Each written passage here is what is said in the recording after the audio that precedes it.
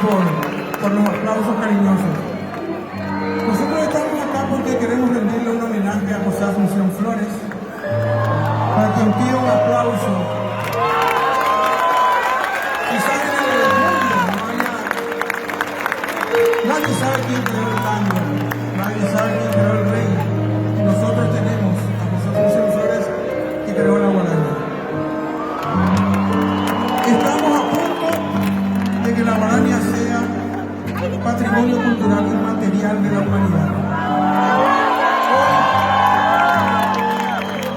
Hoy están unas cámaras de la BBC de Londres y de CNN aquí. Yo les pido que cantemos juntos para mostrarle al mundo lo que somos, porque yo estoy convencido de que si Flores hubiera nacido en esta época, hubiera sido también un guaraña rockero, como ustedes.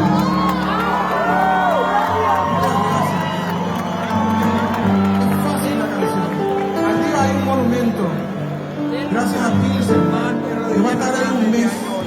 Se acercan, yo no sé cómo se dice cuadradito así. ¿Cómo se dice? Hashtag, me cuesta. Pero bueno, muchas gracias.